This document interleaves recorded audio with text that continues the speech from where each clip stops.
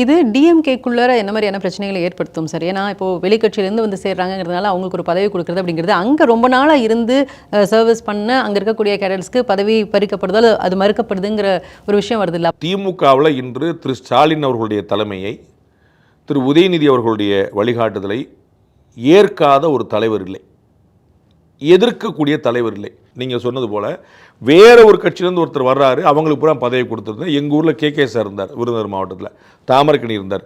எங்கள் மாவட்டமே வந்து ஏடிஎம்கேடைய கோட்டையாக இருந்துச்சு. இவங்க ரெண்டு அங்கே போனாங்க, டிஎம்கேவுடைய பிரசன்ஸ் அங்கே வந்து ஸ்ட்ராங்காக எமர்ஜ் ஆச்சு. அப்போ வந்து ஒவ்வொரு இடத்துக்கும் வந்து போகும்போது டிஎம்கேக்கான அப்போ அதே விருதுநகர் மாவட்டத்தில் காலம் பூரா திமுகவுக்கு இருந்து இதே கே சாரையும் இதே தாமரக்கணியும் எதிர்த்தவங்க இருந்திருப்பாங்கல்ல, அவங்க என்ன நினைப்பாங்க? அப்போ நம்ம என்ன செய்யறது? அப்போ நேற்று வரைக்கும் நமக்கு எதிரி இன்றைக்கி வந்து நமக்கு தலைவரா அப்படி ஒரு கேள்வி வந்துள்ளது. தேனி மாவட்டத்தில் பல தலைவர்கள் அங்கே இருக்கிறாங்க, அவங்க வந்து டிஎம்கேல இருந்தவங்க. கம்பம் நரசேந்திரன், கம்பம் ராஜேந்திரன், கம்பம் செல்வேந்திரன், இந்த மாதிரி ராமகிருஷ்ணன் நிறைய பேர் இருக்கிறாங்க.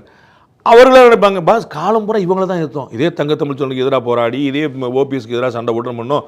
இப்போ அவங்க என்னன்னா முன்னாள் அமைச்சர், முன்னாள் முதலமைச்சர், பாராளுமன்ற ஆனால் வணக்கனை வாங்கினேன், இவர்கள் வந்து அவங்கள போய் பார்க்கணும் புரோட்டோகால் படி. அப்போ அவங்களுக்கு எவ்வளோ சங்கடம் ஏற்படுத்தும்? ரெண்டு விஷயங்கள் திமுகவுக்கு எதிர்காலத்தில் ஒரு சவாலை ஏற்படுத்தும்.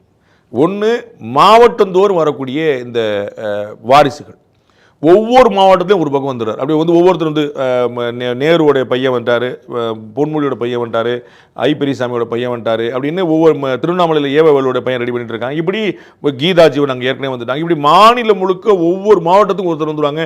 அவரும் இருப்பார், இவர் இருப்பார். அப்படின்னா ஒரு 4-5 சட்டமன்ற தொகுதியில் 2 பேர் அவங்களே எடுத்துக்குவாங்க. அப்படின்னா என்ன கணக்கு அப்படின்னு கேள்வி. ஸோ இந்த மாவட்டந்தோறும் விரிவடைந்திருக்கக்கூடிய இந்த வாரிசு அரசியலும் மாற்றுக் கட்சியிலேருந்து வரக்கூடியவர்களுக்கு வந்து கிடைக்கக்கூடிய முக்கியத்துவம் அது வந்து அவங்களுக்கு ஒரு பெரிய சவாலாக இருக்கும்.